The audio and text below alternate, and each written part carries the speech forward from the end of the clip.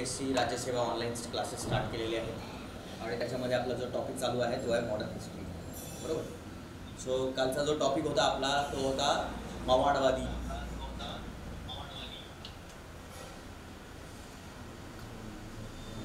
मवाडवाद्यांचा काळ कोणता. सो मवाडवाद्यांचा काळ कोणता आहे. जो स्टार्टिंगचा टाईम आहे 1885 ते 1905 हा मवाडवाद्यांचा काळ बघितला. काल आपण मवाडवाद्यांचा काळ बघितला. मवाडवाद्यांचे अनेक नेते बघितले आपण. नेते वकील होते, डॉक्टर होते, प्रोफेसर होते, इंजिनियर्स होते, बुद्धिजीवी वर्ग होता. हा आपण पाठ बघितला, हा आपण कव्हर केला. नेते कोणते होते आणि नेत्यांचे नाव सुरेंद्रनाथ बॅनर्जी है ना, बदरुद्दीन तय्यबजी, बरोबर, दादाभाई नौरोजी, KT तेलंग, दिनशा वाचा, हे सगळे जे आहेत हे सगळे लीडर्स आहेत, मवाडवाद्यांचे नेते आहेत. हे पण आपण कव्हर केलं. मग आपण बघितलं की मवाडवाद्यांचे काय मागण्या होत्या. मागण्या आपण बघितल्या, काय डिमांड्स होत्या त्यांच्या. त्यांनी इंग्रजांना काय डिमांड्स होता. काँग्रेस पक्षाची स्थापना झाली आहे. डिमांड्स भारतीयांचे जे मागण्या आहेत ते समोर ठेवण्यासाठीच त्याची स्थापना झालेली आहे, हे लक्षात ठेवा. ठीक आहे. तर त्यांनी मग अनेक मागण्या केल्या. आपण ते जे प्रशासकीय सेवांचं जे भारतीयकरण आहे ते बघितलं आपण. मग सॉल्ट टॅक्स बघितला. मग शिक्षणावर खर्च वाढवा वगैरे वगैरे अनेक पॉईंट्स आपण या टॉपिकवर जे आहेत काल कव्हर केले. जसे कालचं मी रिवाईज करतो आहे. मग मवाडवाद्यांना काय यश मिळाले, मवाडवाद्यांचे यश काय काय आहे. मवाडवाद्यांचा एवढा काळ आहे 1885 ते 1905. ठीक आहे.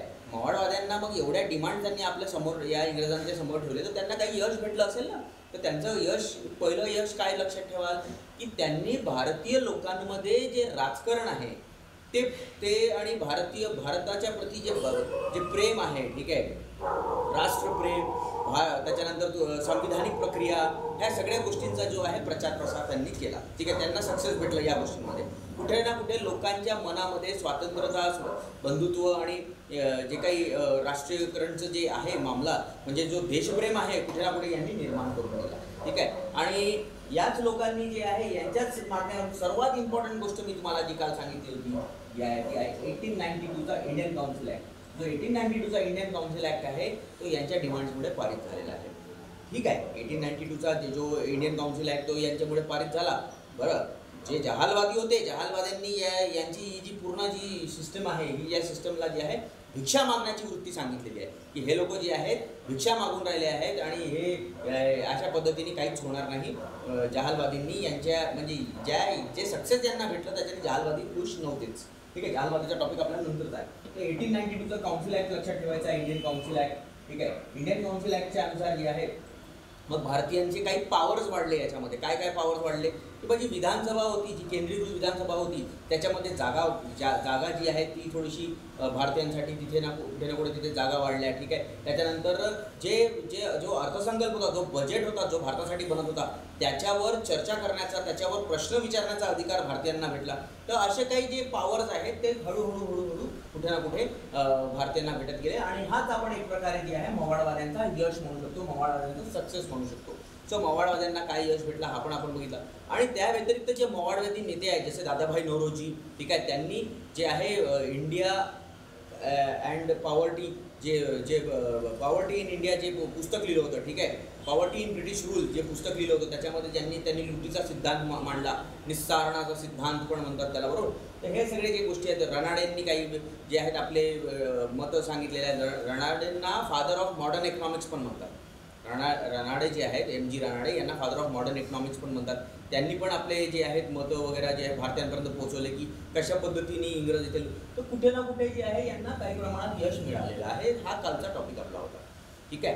सो आता आपण काय करणार आहोत. आता आपण जे आहे 1885 ते 1900 पर्यंत जे अधिवेशन झाले आहे, ठीक आहे, जे इंडियन नॅशनल काँग्रेसचे जे अधिवेशन झालेले आहे त्याला आपण कव्हर करण्याचा प्रयत्न करू. 1885 ते 1900च्या काळामध्ये जे अधिवेशन झाले आहेत नाही त्याच्या समोरचे अधिवेशन मग समोरच्या टॉपिकमध्ये बघायचे. ठीक आहे. आता एवढा टॉपिक झालेला आहे. इथून इथपर्यंत आपण बघितलेलं आहे. तर मवाडवाद्यांचं जे काही आपण सिस्टम होतं ते बघितलं. तर इथून इथपर्यंत जे काही अधिवेशन झाले त्याला आपण आता हळूहळू कव्हर करू आणि मग आपण जहालवादी टॉपिककडे जाऊ. ठीक आहे. ठिकाण, वर्ष अध्यक्ष, याला पटपट आपण कव्हर करून घेऊ. पहिलं ठिकाण आहे बॉम्बे,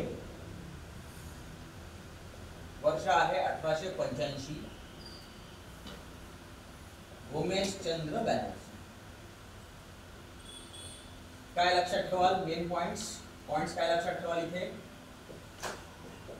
पॉइंट्स काय लक्षात ठेवायचे आहेत? कव्हर होत आहे की तिथपर्यंत? हा, पॉइंट्स मध्ये लक्षात ठेवायचं पहिले अधिवेशन, ठीक आहे. आणि काय लक्षात ठेवायचं? किती डेलिगेट्स आहेत? 72 सदस्य डेलिगेट्स जे आहेत ते आहेत, हे लक्षात ठेवायचं पहिलं पॉइंट. नेक्स्ट दुसरं अधिवेशन कुठे झालं आहे? कलकत्त्याला, 1886. अध्यक्ष आहे दादाभाई नौरोजी. काय लक्षात ठेवाल? पहिले पारसी अध्यक्ष, ठीक आहे, हे लक्षात ठेवायचं. मग लक्षात ठेवायचं मद्रास, 1887. कोण आहे अध्यक्ष? बदरुद्दीन तय्यबजी. जस्ट एक रीडिंग घेऊन राहिलो आहे आपण, ओके. याच्यामधले इम्पॉर्टंट पॉईंट येतील आता. त्याच्यामध्ये काय लक्षात ठेवायचं? पहिले मुस्लिम अध्यक्ष. हे काही पॉईंट्स आहेत हे तुम्हाला लक्षात ठेवायचे स्टार्टिंग, ठीक आहे. मग आपण डायरेक्ट, ठीक आहे. सो इथून जे आहे कोणाचा तरी व्हिडिओ वगैरे चालू आहे, त्याला बंद करा, ठीक आहे. चेतन वासनिक नाही, आपले जे कॅमेरे आहेत त्यांना बंद ठेवा, ठीक आहे. मग त्याच्यानंतर आपण जातो 1888 मध्ये, ठीक आहे. इलाहाबाद, ठीक आहे. अलाहाबाद 1888. का कोण आहेत? George Yule. काय यांच्याबद्दल पॉइंट हे आहे, हे पहिले इंग्रज अध्यक्ष, ठीक आहे. पहिले इंग्रज अध्यक्ष, व्हेरी व्हेरी इम्पॉर्टंट, ठीक आहे. सो जॉर्ज यूल बद्दल हा पॉइंट लक्षात ठेवायचा, 1888, ठीक आहे. चलो नेक्स्ट 1889 लक्षात ठेवा परत. 1889 बॉम्बे, ठीक आहे. 1889 याच्यामध्ये अध्यक्ष जे आहेत ते आहे विलियम वेडनबर्न.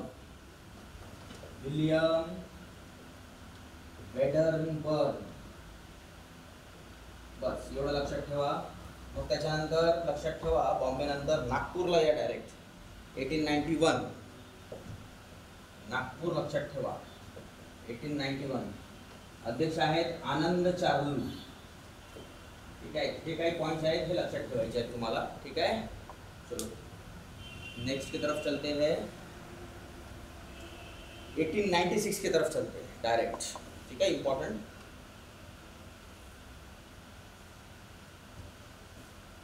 1896 अधिवेशन जास्त इम्पॉर्टंट आहे, व्हेरी व्हेरी इम्पॉर्टंट. आता 1896 च्या अधिवेशन बद्दल जे तुम्हाला सांगेल त्याच्यातले सर्व पॉइंट्स नोट डाऊन करून घ्यायचे, ठीक आहे.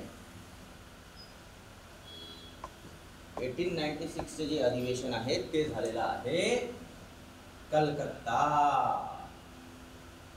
वर्ष आहे 1896. अध्यक्ष आहेत रहमतुल्ला सयानी. हे त्याचे अध्यक्ष आहेत, Rahmatullah Sayani, okay. So just a minute. हां, येस. याच्यातला जो इम्पॉर्टंट पॉइंट तुम्हाला लक्षात ठेवायचा आहे, बंकिमचंद्र चॅटर्जी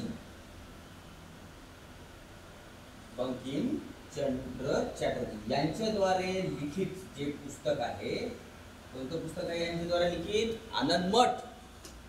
कोणतं पुस्तक आहे यांच्याद्वारे लिखित? सांगा पटकन. आनंद मठ आहे. आवाज येतोय ना सगळ्यांना माझा? येस. परत विचारतोय, आवाज क्लिअर आहे का? हा, ओके. आनंद मठ जे आहे, येस, आनंद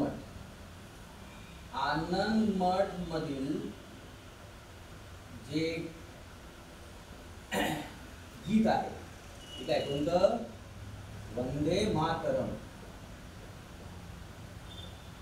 ते या अधिवेशनामध्ये करण्यात आले. कलकत्ता अधिवेशन 1896. अध्यक्ष आहेत रहमतुल्ला सयानी.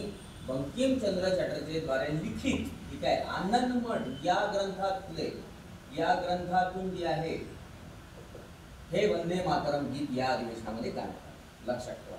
आणि हे पुढे जाऊन काय बनलं आहे, हे भारताचं आजचं कोणतं गीत आहे, राष्ट्रीय गीत आहे. राष्ट्रगीत नाही, राष्ट्रीय गीत आहे, ठीक आहे. राष्ट्रगीत आणि राष्ट्रीय गीत मध्ये फरक आहे, लक्षात ठेवा, ठीक आहे. सो राष्ट्रीय गीत जे आहे ते त्याला आपण नॅशनल सॉन्ग म्हणतो, ठीक आहे. राष्ट्रीय गीत आणि राष्ट्रगीत मध्ये फरक आहे बरं.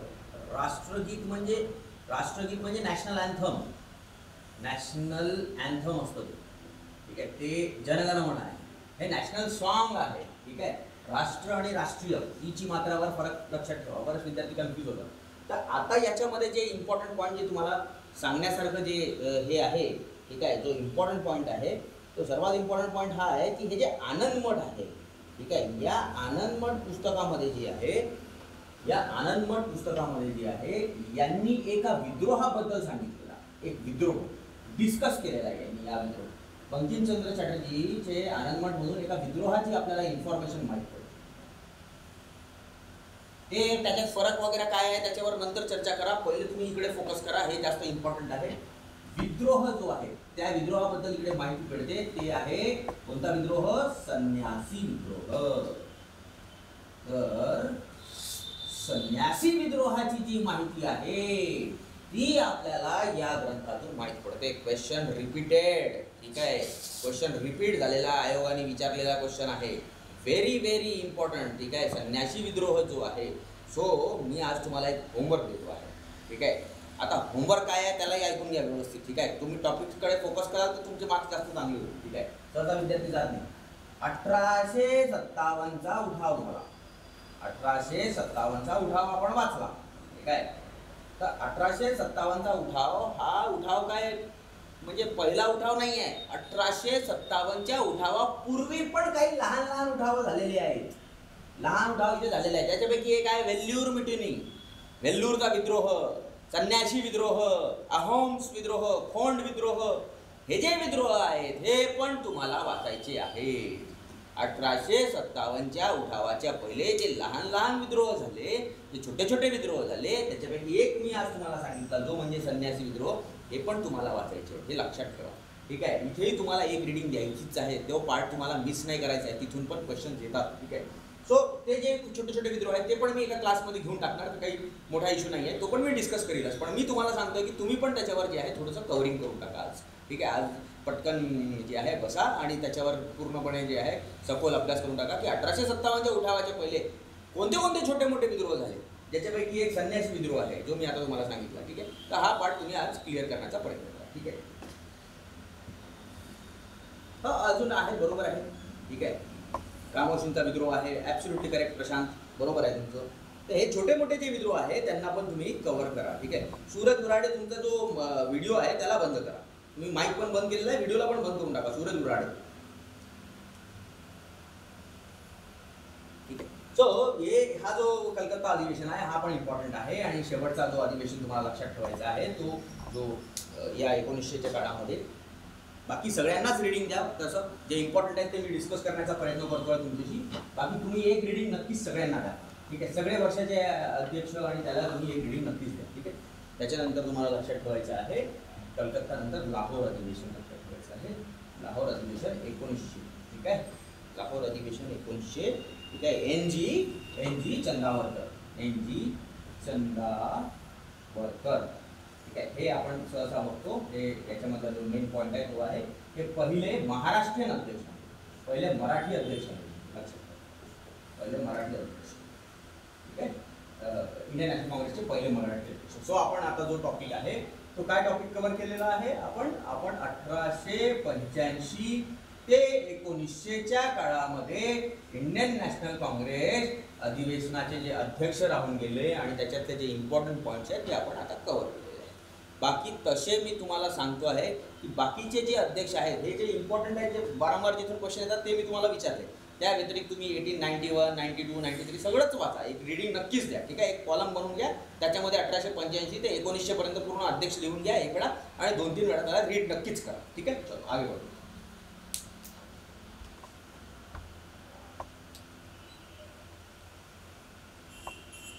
मी आत्ताच तुम्हाला सांगितलं प्रशांत की हे जे विद्रोह जे झाले आहेत त्या विद्रोहांना तुम्ही वाचा एक वेळा, ठीक आहे. बंगालचा विद्रोह आहे, संन्यासी विद्रोह, तुम्हाला हे मी सांगितलं आहे, वाचा एक वेळा, तुम्ही स्वतःहून वाचा.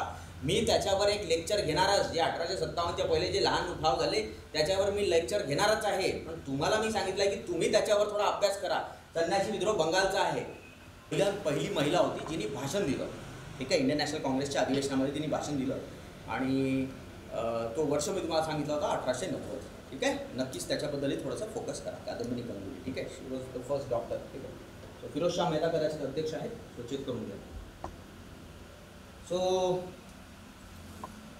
आता आपण जहालवादीकडे जाणार.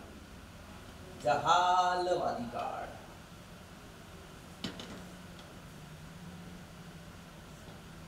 जहालवादी जो काळ आहे तो मानला जातो 1905 ते 1920. हो, 1905 ते 1920. हो, असं होऊ शकतं. काही पुस्तकांमध्ये याला 1915 म्हटलेलं आहे, काही पुस्तकांमध्ये 1915च्या जागेवर 1919 आहे. हे असं लिहिलेलं आहे. पण दिस इज द ॲक्युरेट टाईम, हे याला लक्षात. हा टाईम ॲक्युरेट मानला जातो, ठीक आहे. हा तो काळ आहे जेव्हा जहालवादी विचारसरणी जी आहे तिचा जो आहे हा तिचा प्रचार प्रसार होत होता लोकांमध्ये, ठीक आहे. जहालवादी विचारसरणी काय आहे ती आपण बघूया. सो जहालवादी नेते, जे नेते आहेत ते तुम्हाला लक्षात ठेवायचे आहे. लाल, बाल आणि पाल. लाला लाजपत राय, बाल गंगाधर टिळक, ठीक आहे. बिपिन चंद्र पाल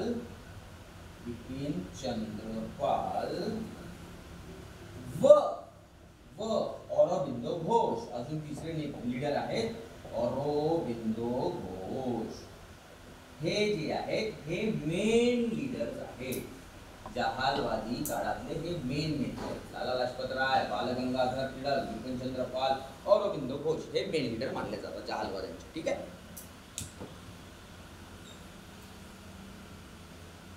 सो आता जहालवादी नेते आपल्याला माहिती आहे, हे आपण वारंवार वाचलेलं आहे आणि छोट्या मोठ्या सगळ्याच एक्झाममध्ये हे विचारलं जाते, लाल, बाल, पाल वगैरे. सो आपल्या एक्झाममध्ये काय विचारलं जाईल, आयोग आपल्याला कसं प्रश्न पुटअप करेल, आपल्याला आयोग कसं प्रश्न जहालवादाच्या उदयाचे काय कारण आहेत, जहालवाद्यांचा उदय झाला त्याचं कारण काय आहे, ठीक आहे. अशा टाईपचे क्वेश्चन असतात मग आपल्याला थिओरिटिकल टाईपमध्ये. जहालवाद्यांच्या उदयाचे कारण खालीलपैकी कोणते आहे, खालीलपैकी कोणते सत्य, खालीलपैकी कोणतं जे आहे ते असत्य आहे. तर जहालवाद्यांच्या उदयाचे कारण बघू आपण. लीडर्स बघितले आपण, त्यांचे उदयाचे कारण.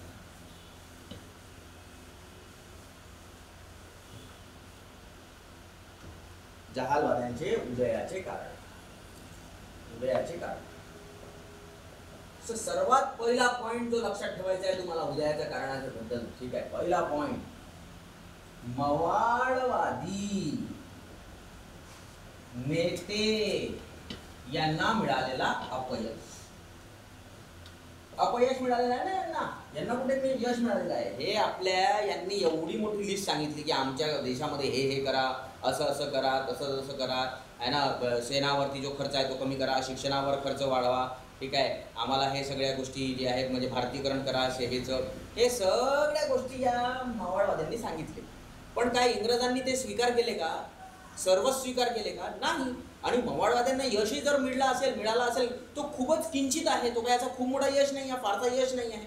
आणि या सर्व कारणामुळे जे आहे मवाळवाद्यांच्या विचारण्यामुळे जे आहे काहीच भारतीयांना जे काय आहे ज्यांची जी म्हणजे जे भेटलं पाहिजे, जे अधिकार भेटले पाहिजे ते भेटत नव्हते. आणि या कारणामुळे इथे कुठेतरी जहालवादी विचारांचा जो आहे उदय आलेला आहे, मवाळवादी नेत्यांची अपयश. हा पहिला पॉईंट तुम्हाला लक्षात ठेवायचा आहे, ठीक आहे.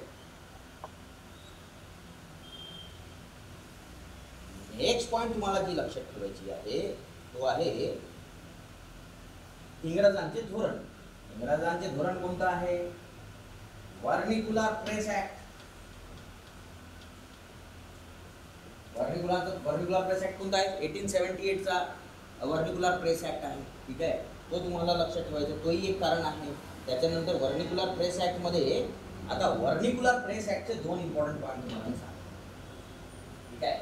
व्हर्निक्युलर प्रेस ऍक्ट तुम्हाला सगळ्यांना माहिती आहे. व्हर्निक्युलर प्रेस ऍक्ट काय आहे, ज्याला आपण मुस्कटी दाबीचा कायदा म्हटलेला आहे. मुस्कट दाबीचा जो कायदा आहे ज्याला आपण व्हर्निक्युलर प्रेस ऍक्ट म्हणतो, या व्हर्निक्युलर प्रेस ऍक्ट मध्ये तुम्हाला 2 पॉईंट्स लक्षात ठेवायचे. तो सर्वात इम्पॉर्टंट पॉईंट याच्यामधला जो आहे, याच्यातला एक वर्तमानपत्र आहे, ठीक आहे. त्या वर्तमानपत्राचं नाव आहे सोमप्रकाश. ठीक आहे, काय नाव आहे? सोमप्रकाश. हे जे वर्तमानपत्र आहे हे ईश्वरचंद्र विद्यासागरचं आहे. ईश्वरचंद्र विद्यासागर.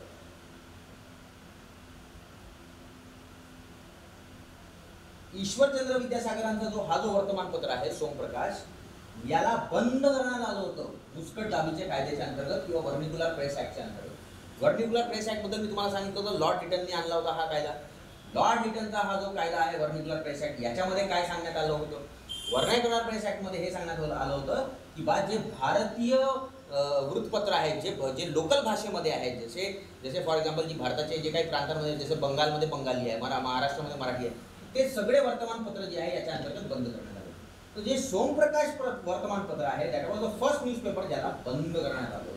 तर मी हे तुम्हाला सांगतो व्हर्निक्युलर प्रेस ऍक्ट आणि हे जे इंग्रजांचे धोरण आहेत, ठीक आहे, जसं की अजून एक तुम्ही बघा युनिव्हर्सिटी ऍक्ट. युनिव्हर्सिटी ऍक्ट कोणाचा आहे? Lord Curzon. Lord Curzon university act आणला होता 1904 मध्ये. तर हे सगळे जे कायदे आहेत, ह्या कायद्यांच्या कारणामध्ये पण जे आहे तुम्ही बघू शकता की जहालवाल्यांचा जो आहे विचारसरणीचा उदय झाला व ईश्वरचंद्र विद्यासागर. ठीक आहे, मग त्याच्यानंतर ईश्वरचंद्र विद्यासागरचा सोमप्रकाश लक्षात ठेवायचा आहे. त्याच्यानंतर अजून एक तुम्हाला न्यूजपेपर लक्षात ठेवायचा आहे, तो आहे अमृत बाजार पत्रिका. अमृत बाजार पत्रिका हा वर्तमानपत्राबद्दल तुम्ही काय लक्षात ठेवाल? अमृत बाजार पत्रिकाबद्दल हा असा वर्तमानपत्र आहे ज्यांनी रातोरात जे आहे आपली भाषा चेंज केली होती. कारण व्हर्निक्युलरचा अर्थ काय? व्हर्निक्युलर म्हणजे काय? देशी भाषा. देशी भाषांना रद्द. तर अमृत बाजार पत्रिका ही असा न्यूजपेपर होता ज्यांनी स्वतःला रातोरात जे आहे बंगालीपासून चेंज केलं होतं, स्वतःला इंग्लिशमध्ये चेंज केलं होतं. आणि हा जो अमृत बाजार पत्रिका आहे हा आहे शिशिर कुमार घोषचा. शिशिर कुमार घोष. हे पण पॉईंट तुम्हाला लक्षात ठेवायचं आहे. हे 2 पॉईंट, हे एक्स्ट्रा पॉईंट तुम्हाला मी व्हर्निक्युलर प्रेस ऍक्ट मध्ये सांगतोय. ठीक आहे, नो डाऊट. ठीक आहे, या कायद्यांमुळे जी आहे जहालवादी विचारसरणा झालेली आहे. या कायद्यांमुळे जे आहे कुठे ना कुठे जहालवाद्यांचा उदय झालेला आहे, कारण की भारतीय लोकांना कुठे ना कुठे ते दाबण्याचं कार्य चालू आहे. ठीक आहे, सो हा काय प्रश्न आहे? काँग्रेसला अधिवेशन भरवण्यासाठी जागा नव्हती मिळाली, त्याबद्दल माहिती सांगा. ठीक आहे, काँग्रेसला अधिवेशन भरण्यासाठी जागा नव्हती मिळाली त्याबद्दल माहिती. ठीक आहे, मग त्याबद्दलची तर माहिती माझ्याजवळ नाही आहे, पण ठीक आहे, माहिती काढून तुम्हाला सांगून दिला मग. ठीक आहे, जिथपर्यंत मला जे आहे माझ्या वाचण्यात असं काही आलेलं नाही आहे. ठीक आहे, अधिवेशन भरण्यासाठी जागा नव्हती मिळाली आणि याबद्दल जे आहे विशेष काय असं माहिती मला मिळालेली नाही आहे. ठीक आहे, मवाळवादी काळामध्ये. चलो ठीक आहे, जहालवादी काळामध्ये आपण बघतो आहे. त्याच्यानंतर ते जागा नव्हती मिळाली त्यावेळेस झालं होतं. ठीक आहे, ते जेव्हा 1942चं भारत छोडो आंदोलन झालं होतं तेव्हा पण प्रॉब्लेम झाला होता जागेच्या आधारावर. नेक्स्ट, काही आंतरराष्ट्रीय कारण पण आहेत जे तुम्हाला लक्षात ठेवायचे आहे. ठीक आहे, आंतरराष्ट्रीय कारण पण लक्षात ठेवायचं आहे तुम्हाला. आंतरराष्ट्रीय कारणमध्ये तुम्ही काय लक्षात ठेवाल? हा, बोर्डकडे फोकस करा सगळेजण. आंतरराष्ट्रीय कारणमध्ये तुम्हाला काय लक्षात ठेवायचं आहे? आंतरराष्ट्रीय कारणमध्ये हे झालेलं आहे की एक आफ्रिकेचा देश होता, त्याचं नाव आहे इथिओपिया. या इथिओपिया नावाच्या देशाने जे आहे इटलीला हरवले होते.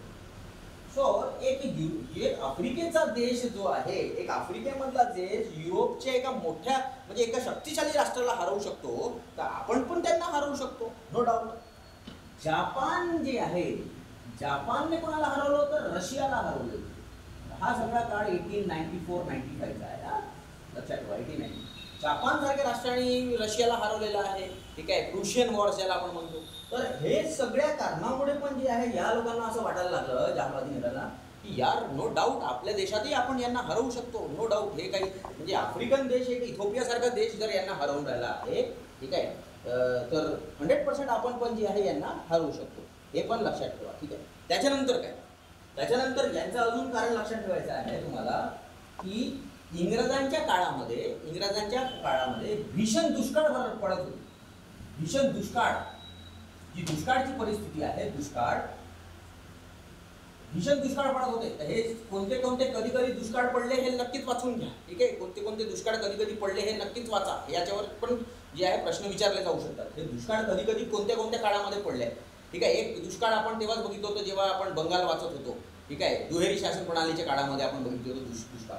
तर जेव्हा भीषण दुष्काळ पडून राहिले आहेत त्या भीषण दुष्काळाच्या वेळेस जे आहेत तुम्ही दिल्ली दरबाराचं आयोजन करता. पूर्ण देशामध्ये दुष्काळ पडलेला आहे आणि तुम्ही दिल्ली दरबाराचं आयोजन करून राहिले आणि ते आयोजन काय राणी आली पण नाही, तिच्या नावाने तुम्ही मोठे समारंभ भरून राहिले. लाखो करोडो रुपये त्याच्या समारंभासाठी तुम्ही म्हणजे खर्च करून राहिले आहेत. ह्या गोष्टींमुळे पण जे आहे कुठे ना कुठे जहालवादी विचारांचा जो आहे तुम्ही बघू शकता त्याचा उदय झालेला आहे. आणि अजून काय लक्षात ठेवाल, सर्वात मेन बंगालची फाळणी. बंगालची फाळणी लक्षात ठेवाल, बंगालची फाळणी.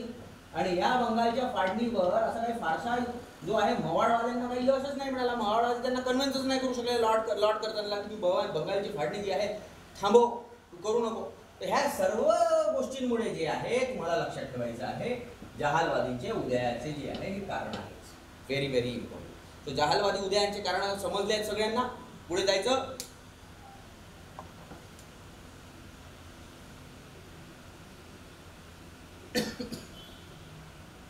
बरं,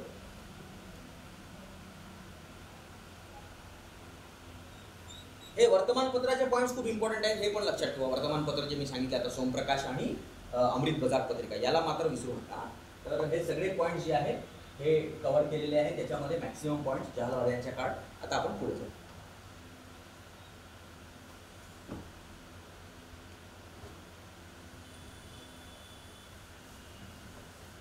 जहालवाद्याचे उदयाचे कारण आपण बघितले. ठीक आहे, जहालवादी नेते पण आपण बघितले, लालबाल पाल आणि अरविंदो घोष.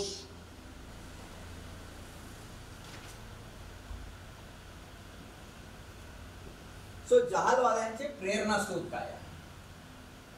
जहालवाद्यांचे प्रेरणास्रोत, त्यांचे प्रेरणास्रोत आहे भारतीय इतिहास.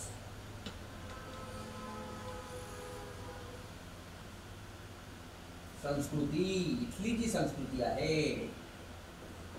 हिंदू धर्म, हिंदू धर्मातील वेद पुराण, ठीक आहे, हे सगळे जे आहेत हे त्यांचे स्रोत आहेत, ते लक्षात ठेवा. ठीक आहे, हिंदू मूल्य आहेत त्यांना त्यांनी महत्त्वपूर्ण ठेवलं. त्यांना जहालवाद्यांना इंग्रज न्यायपालिकेवर विश्वास नव्हता. ठीक आहे, इंग्रज न्यायपालिकेवर विश्वास नाही. इंग्रजांची जी संविधानिक पद्धत आहे, संविधानिक प्रक्रिया आहे, त्याच्याने आपल्याला काहीच भेटणार नाही आहे. म्हणून आम्हाला काय पाहिजे? आम्हाला पाहिजे स्वराज्य. स्वराज्य द्या आम्हाला. आमचा दोष सोडून चालले जा. तुम्हीच सगळा प्रॉब्लेम क्रिएट केला आहे आमच्या देशामध्ये. तुम्ही जसे सोडून गेले आमचा सगळा प्रॉब्लेम दूर होऊन जाणार. ठीक आहे, तर हे काही त्यांचे वैचारिक हे आहे जे लक्षात ठेवायचे आहे. ठीक आहे, आणि त्यांनी बहिष्कार, त्याग, त्याच्यानंतर आंदोलन या सर्व गोष्टींवर भर दिला. बहिष्कार, त्याग आणि आंदोलनावर यांचा मेन फोकस होता. ठीक आहे, चतुसूत्री मांडली ती नंतर मांडली, पण यांचा जो मेन कन्सेप्ट आहे तो बहिष्कार आहे, आंदोलन आहे, आंदोलन करायचे आणि त्याग करायचं, स्वदेशीचा वापर करायचं, हे याचे जे मेन आहे, यांचे मेन पॉईंट्स आहेत. मग जेव्हा मी तुम्हाला मवाडवादी शिकवत होतो, मवाडवादीमध्ये मी तुम्हाला काय सांगितलं? मवाडवादीमध्ये जे यांची जी मवाडवाद्यांची जी परंपरा होती ती कशी होती? प्रार्थना है ना, प्रार्थना गट है ना, पेटेशन तयार करणे, पेटेशन, प्रेयर जे आहे हे मी तुम्हाला सांगितले होते. त्यांचे प्रार्थना गट आणि त्याच्यानंतर मेमोरंडम वगैरे हे मवाडवाद्यांचं आहे. मवाडवाद्यांची बघा, मवाडवादी आणि जहालवादी यांच्यातील फरक पण जे आहे तुम्हाला लक्षात ठेवायचा आहे. मवाडवादी जे आहेत त्यांना पूर्ण विश्वास आहे न्यायपालिकेवर, इंग्रजी न्यायपालिकेवर, इंग्रजी शिक्षणावर त्यांना विश्वास आहे. बट जहालवाद्यांना इंग्रजी शिक्षणावर विश्वास नाही, इंग्रजी न्यायपालिकेवर विश्वास नाही. ते इथल्या लोकल एज्युकेशनला, गुरुकुल एज्युकेशनला जास्त महत्त्व देऊन राहिले, संस्कृत एज्युकेशनला जास्त जे इम्पॉर्टन्स देऊन राहिले जहालवादी. तर असे जे फरक वगैरे जे आहे ते पण तुम्हाला दोघांमध्ये लक्षात ठेवायचे आहे. हे काही गोष्टी आहेत जे तुम्हाला लक्षात ठेवायचे आहेत अबाउट मातृभाषावर, येस येस ॲब्सोल्युटली करेक्ट, मातृभाषा 3P, हे जे गोष्टी आहेत हे तुम्हाला लक्षात ठेवायचे आहे. ठीक आहे. या विचारांमुळे जे आहे भारतीय जनतेच्या मनात जे आहे इंग्रजी सत्ता, आता हे सगळी जी विचारधारा आहे या सगळ्यांच्या विचारधारामुळे काय झालं, ही जी मावळवादी विचारधारा आहे याच्यामुळे काय झालं, याच्यामुळे सीधा एक गोष्ट लक्षात ठेवायची की भारतीय जनतेच्या मध्ये इंग्रजांच्या प्रती जी आहे, इंग्रजांच्या प्रती जी द्वेष भावना आहे ते भारतीयांमध्ये निर्माण झाली आणि भारतीय जे आहे ते इंग्रजांच्या प्रती थोडेसे जे आहे आक्रमक होऊन गेले.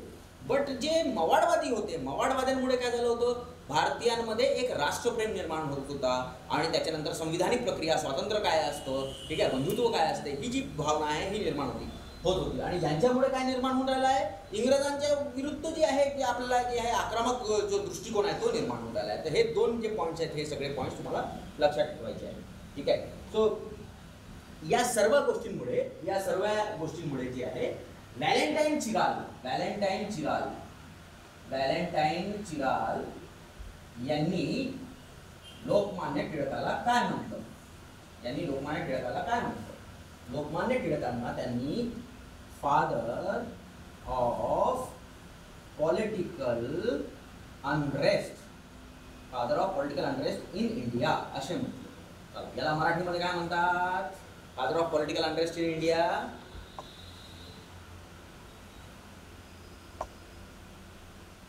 सोमप्रकाशच आहे फादर ऑफ, येस, असंतोषाचा जनक म्हटलेला आहे. काय म्हटलेला आहे व्हॅलेंटाईन चिराल यांनी जे आहे लोकमान्य टिळक यांना असंतोषाचा जनक म्हटलेला आहे. का बरं असंतोष समजलं, हे लोकांमध्ये असंतोष निर्माण केला इंग्रजांच्या प्रती. ठीक आहे, म्हणून जे आहे भारतीय असंतोषाचा जनक जे आहे ते लोकमान्य टिळकांना म्हटलेलं आहे. ओके, तर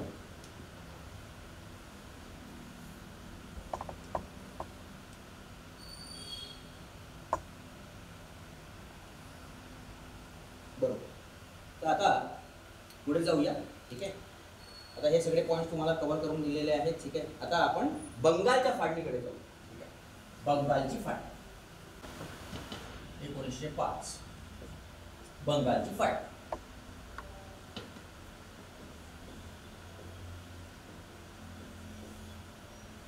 also called as partition of Bengal.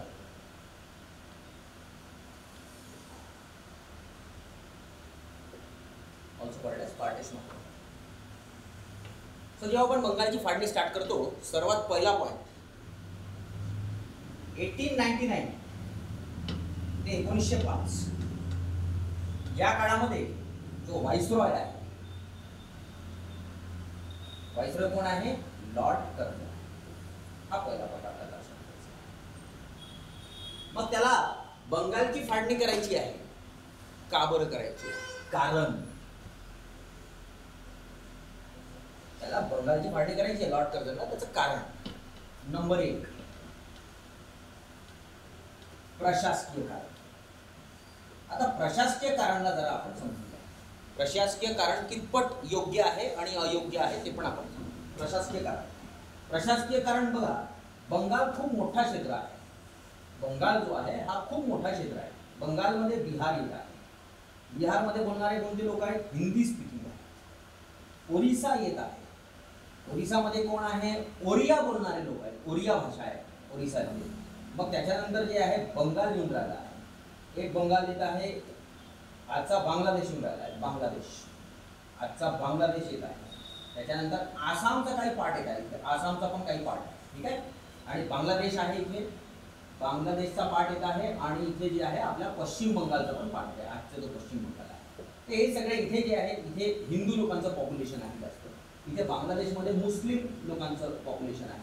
मुस्लिम कोणते मुस्लिम, बंगाली बोलणारे मुस्लिम, बंगाली भाषा बोलणारे. आणि इथे कोण आहे, बंगाली. तर त्याचं काय म्हणणं आहे, लॉर्ड कर्झनचं म्हणणं हे आहे, लॉर्ड कर्झन हे म्हणतो आहे की मला प्रशासन करण्याला खूप त्रास होऊन राहिला आहे, कारण की हा खूप वेगळ्या टाईपचा प्रदेश आहे, अवभव्य प्रदेश आहे. आणि म्हणून मी प्रशासन जे आहे इथे मला करण्यास त्रास होऊन राहिला आहे. इथे हिंदी भाषिक, इथे ओडिया भाषिक आणि हे सगळ्या गोष्टींमुळे त्यांनी सांगितलं की मला जे आहे या बंगालची फाळणी करायची आहे, कारण की मला काही इथे प्रशासन करण्यामध्ये त्रास होऊन राहिला आहे. तर हा प्रशासनिक कारण आहे. ओके, सो यांनी कोणाला सांगितलं बंगालची फाळणी कर, लॉर्ड कर्झननी कोणाला सांगितलं, एका व्यक्तीला सांगितलं. कोण आहे तो व्यक्ती, यांनी बंगालची फाळणीची पूर्ण जी आहे रूपरेखा लिहिली. कोण आहे तो व्यक्ती?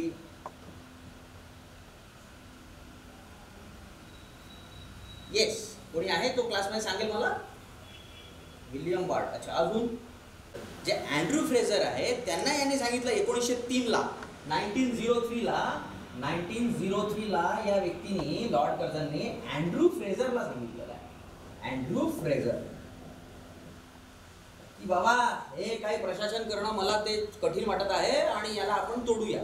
या राज्याला, या बंगाल एवढ्या मोठ्या प्रांताला आपण तोडूया आणि याला तोडून आपण जे आहे, आता बंगालचं लोकसंख्या त्यावेळेस बंगालची पॉप्युलेशन किती आहे? त्यावेळेस बंगालची पॉप्युलेशन 8 कोटी आहे. 8 करोड ही लोकसंख्या आहे. तर पूर्ण प्लॅनिंग स्टार्ट करून टाकली अँड्रू फ्रेझरनी 1903 पासून. बंगालला जे आहे पार्टेशन करण्याची पार्टेशन प्लॅनिंग स्टार्ट झाली.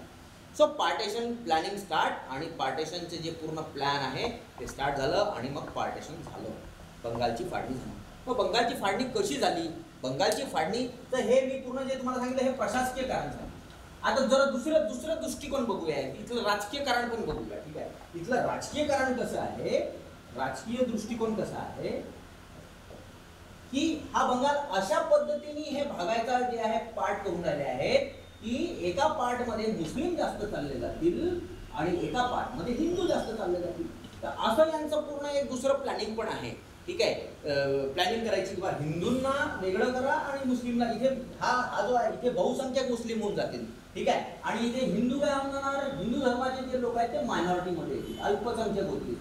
ठीक आहे, हिंदू अल्पसंख्यक होतील इथे आणि इथे कोण अल्पसंख्यक होतील, इथे मुस्लिम अल्पसंख्यक होतील. तर अशी प्लॅनिंग करून जी आहे त्यांनी फाळणी करण्याचा प्रयत्न केला. बरं सर, या बंगालमध्ये जसं का बरं करून राहिले आहेत ते लोक?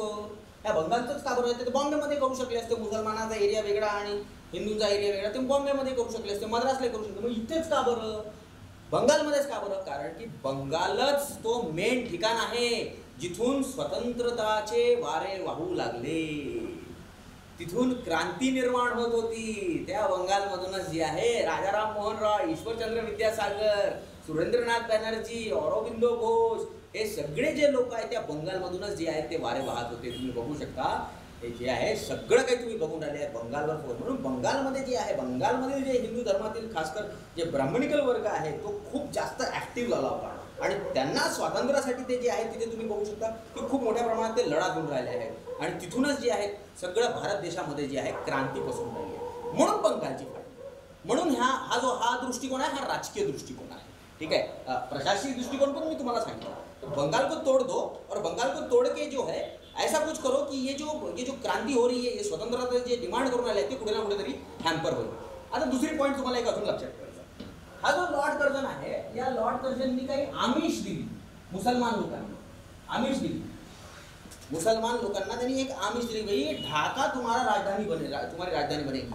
याद करो वो तुम्हारा समय जब तुम्हारा राज हुआ करता था पूरे देश के अंदर में, मुगलों का राज हुआ करता था, वो राज वापस आएगा.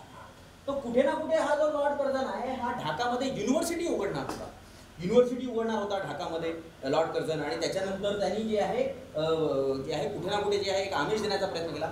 म्हणून तुम्ही काय बघू शकता, म्हणून तुम्ही हे बघू शकता, जे उच्चवर्णीय मुसलमान आहेत, जे उच्चवर्णीय मुस्लिम समुदाय आहे ते स्वदेशी आंदोलनामध्ये, वंगभंग आंदोलनामध्ये ते सहभागी नाही आहेत. उच्चवर्णीय मुस्लिम कम्युनिटी सहभाग आहे पण उच्चवर्णीय मुस्लिम कम्युनिटी या आंदोलनामध्ये सहभागी नाही आहे, वंगभंग आंदोलनामध्ये. ठीक आहे, वंगभंग आंदोलन या पार्टेशन नंतर आपण वाचणार आहोत. ठीक आहे, हे पार्टेशन जेव्हा संपेल माझं सांगून तेव्हा मी त्या आंदोलनाकडेच आहे. ठीक आहे, इथपर्यंत मॅटर क्लिअर झालेला आहे. प्रशासकीय आणि राजकीय दृष्टिकोन क्लिअर झाले आहेत लॉर्ड कर्जनचे. कमेंट सांगा.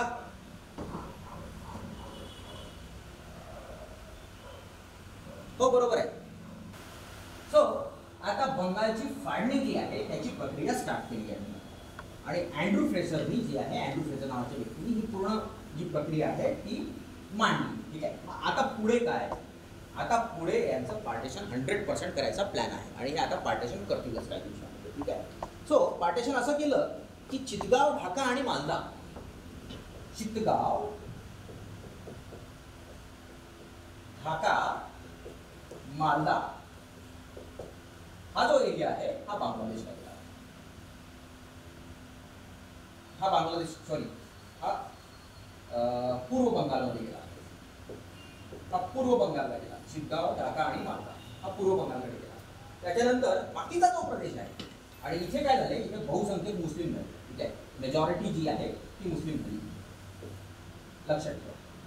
आणि या बाजूला जे आहे ते हिंदू पॉप्युलेशन जास्त आली. ठीक आहे, आणि हा आजचा जो आहे तुमचा वेस्ट बेंगाल, ज्याला तुम्ही म्हणतो. ठीक आहे, वेस्ट बेंगाल. ठीक आहे, तो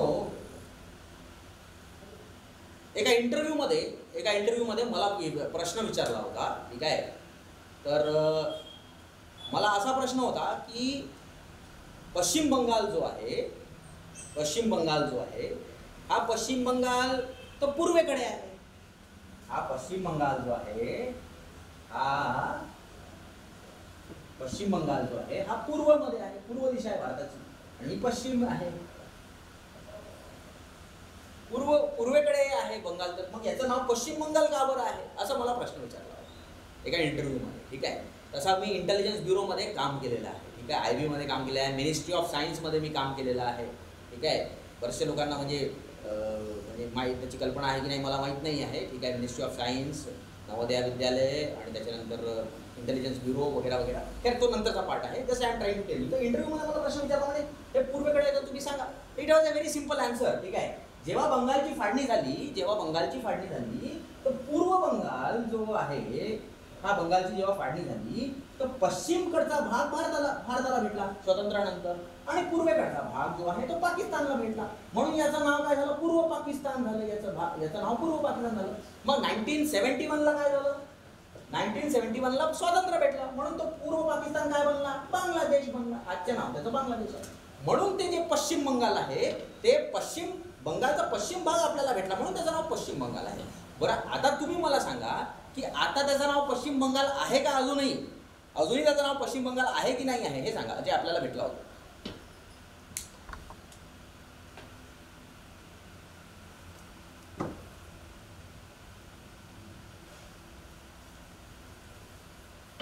बंगालचं नाव चेंज झालं, आपल्याकडे बंगाल राज्य आहे वेस्ट बेंगाल, त्याचं नाव चेंज झालं का? ममता बॅनर्जी मुख्यमंत्री आहेत.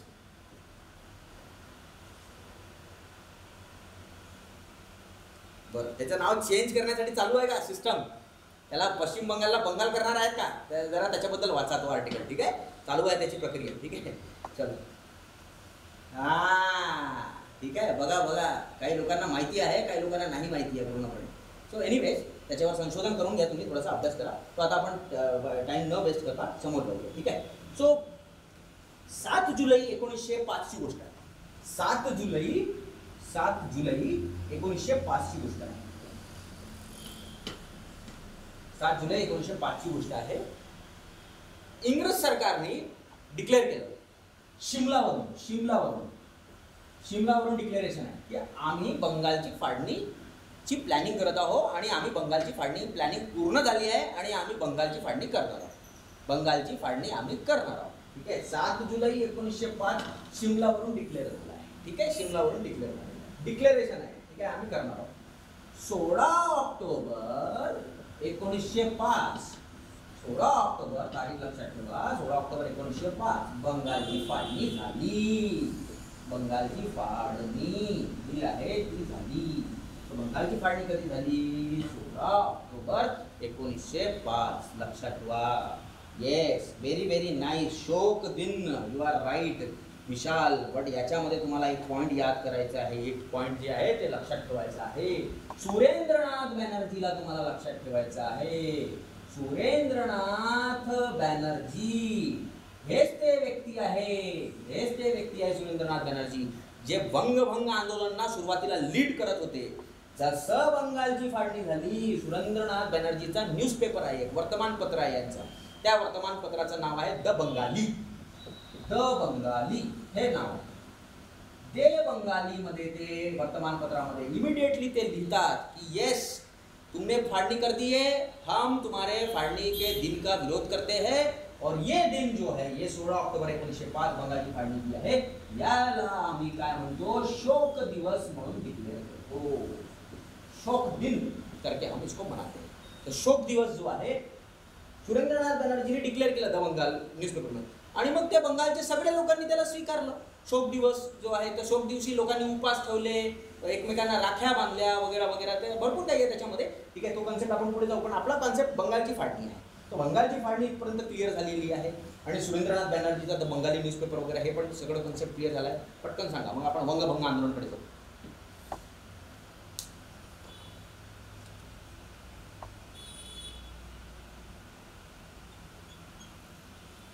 बरं,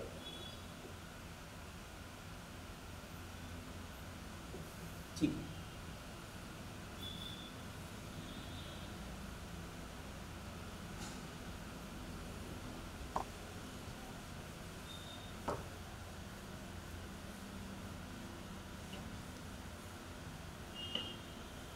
सो फाळणी झाली आहे, बंगालची फाळणी.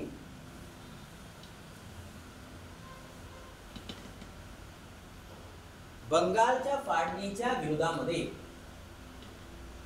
भारतीय राष्ट्रीय काँग्रेस ने जे आंदोलन चालवले,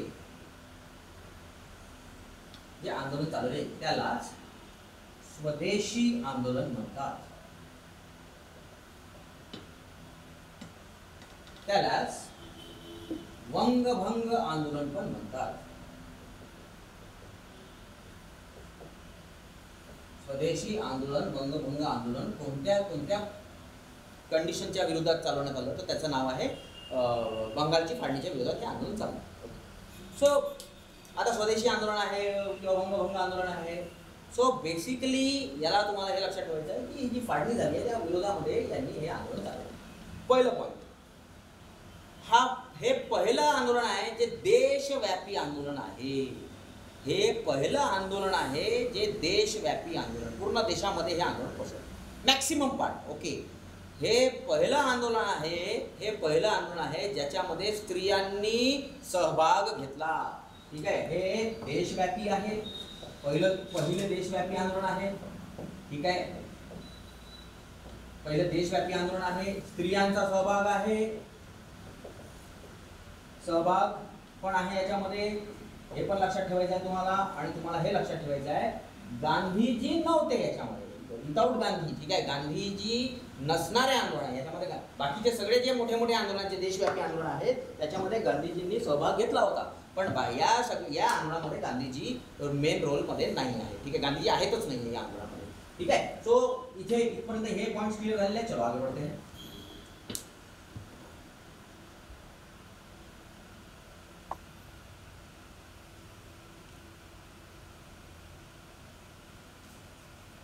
मुवमेंट, आंदोलन म्हणजे मुवमेंट. ठीक आहे, आंदोलनाचा अर्थ होतो मुवमेंट आहे. ठीक आहे, स्वदेशी मुवमेंट आंदोलनाचा अर्थ. चल,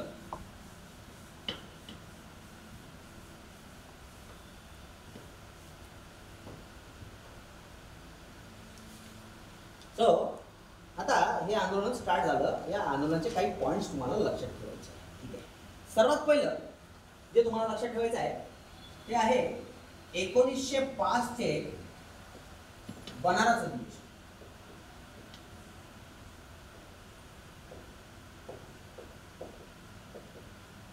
1905 चे जे बनारस अधिवेशन आहे, बनारस म्हणजे वाराणसी आणि वाराणसी म्हणजेच काशी, हे तीन वेगवेगळे नाव बनारस. सो बनारसचं जे अधिवेशन आहे याचे जे अध्यक्ष आहेत, इथून स्टार्ट करतो आपण. याचे जे अध्यक्ष आहेत ते आहेत गोपाल कृष्ण गोखले. तर इथे काय लक्षात ठेवायचं, इथे लक्षात ठेवायचं स्वदेशी आंदोलनाचा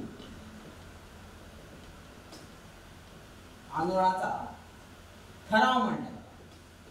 स्वदेशी आंदोलनाचा जो ठराव आहे तो इथे मांडण्यात आला. या अधिवेशनामध्ये स्वदेशी आंदोलनाचा ठराव जो आहे, ठराव मांडण्यात आला. ठीक आहे, आणि ठराव मांडल्यानंतर स्वदेशी आंदोलन याच्या नंतर स्टार्ट झालेलं आहे, हे लक्षात ठेवा. ठीक आहे, तर पहिले जे आहे अधिवेशन झालं, ओके, आणि त्याच्यानंतर जे आहे या अधिवेशनाचे मध्ये जे आहे स्वदेशी आंदोलनाचे ठराव मांडण्यात आले. ठीक आहे, आणि त्याच्यानंतर 7 ऑगस्ट 1905, 7 ऑगस्ट 1905 ठिकाण आहे टाउन हॉल. ठिकाण आहे टाउन हॉल, आणि हे ठिकाण जे आहे हे कलकत्त्याला आहे. टाउन हॉल कलकत्त्याला. हा टाउन हॉल जो आहे हा कलकत्त्याला. इथून जे आहे, इथून स्वदेशी आंदोलनाचे प्रारंभ. स्वदेशी आंदोलन प्रारंभ. स्वदेशी आंदोलन प्रारंभ. Is this clear? Town hall स्वदेशी आंदोलन प्रारंभ हो गया. ठीक आहे. स्वदेशी आंदोलनाचा ठराव मांडण्यात आला. ठराव पारित नाही झाला. ठराव पारित 1906च्या अधिवेशनामध्ये होतो. ठीक आहे. ठराव पारित 1906च्या अधिवेशनामध्ये ठराव मांडण्यात आलेला आहे. ओके. सो क्लिअर आहे इथपर्यंत. आगे बढे.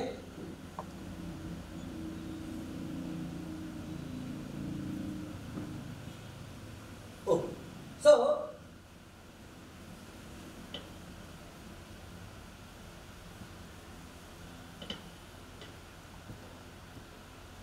नाही जहाल यांनी नॅशनल पार्टी स्थापना केली नाही. ते जहाल काँग्रेसमध्येच राहिले त्याच्यात. ते बाहेर सोडून नाही गेले ते. ठीक आहे.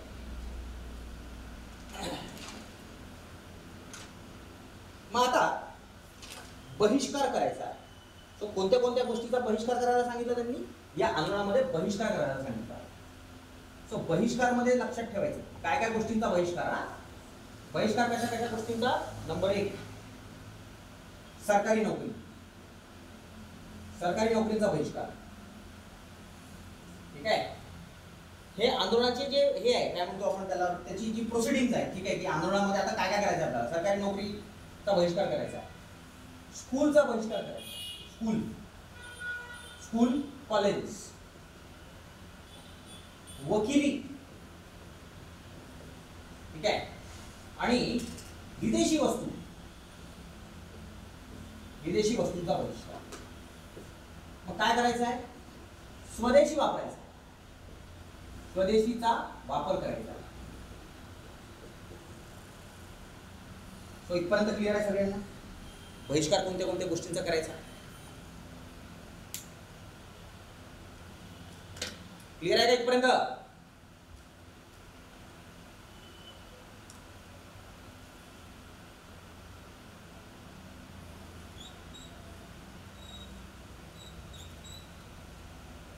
ठीक आहे.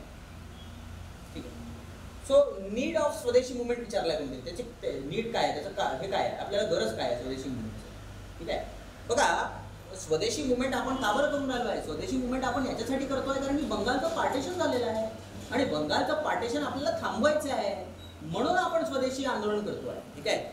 बंगालची जी फाळणी झाली ती फाळणी आपल्याला थांबवायची आहे म्हणून आपण स्वदेशी आंदोलन करतो आहे. म्हणून आपण वंगभंग आंदोलन करतो आहे. ठीक आहे. त्याच्यानंतर बंगालची फाळणी तर झालीच झाली. त्या व्यतिरिक्त जे हिंदू मुस्लिम युनिटीला तोडायचा जो कुठेतरी प्रयास आहे, हिंदू मुसलमान जे युनिटी आहे, जी एकता आहे, त्याला तोडण्याचं जे कार्य इंग्रज करून आलं आहे त्याच्यावर प्रहार करायचा आहे.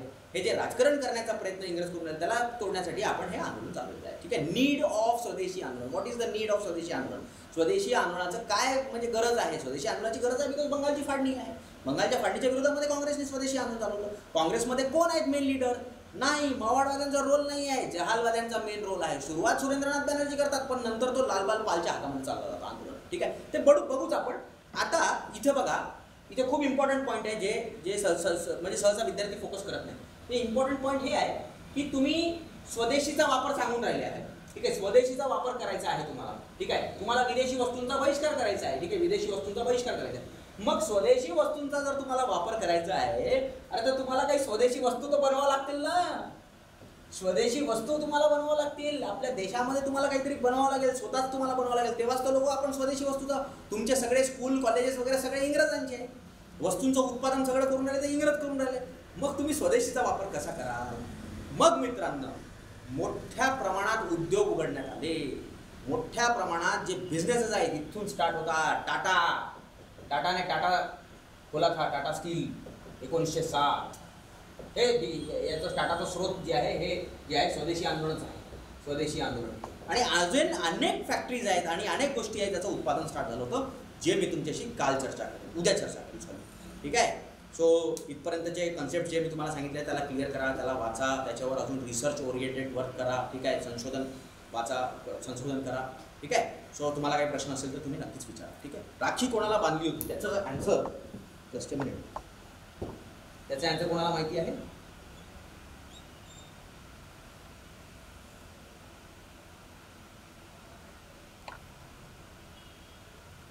वस्तू सगळ्यांवर बहिष्कार आहे.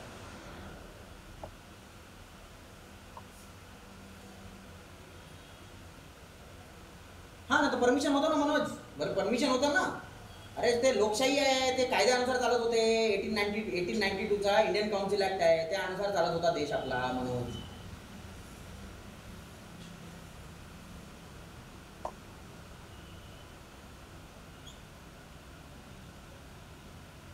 त्यावेळेस अधिकार होते आपल्याला.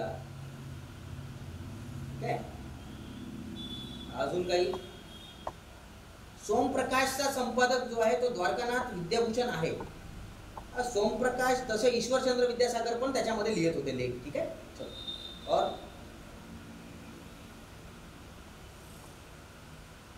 सतीश स्कूल नोकरीवर, यात बहिष्कार नाही, यात आहे सरकारी नोकऱ्यांचा बहिष्कार करा आहे. स्कूल सोडा, सरकारी शाळा सोडा, हे पण आहे. सरकारी कॉलेज उघडले बाबा सतीश, कॉलेज उघडलेलं आहे. औरबिंदो घोष प्रिन्सिपल आहेत कॉलेजचे, नॅशनल कॉलेजचे एज्युकेशन ते हे आहे प्रिन्सिपल.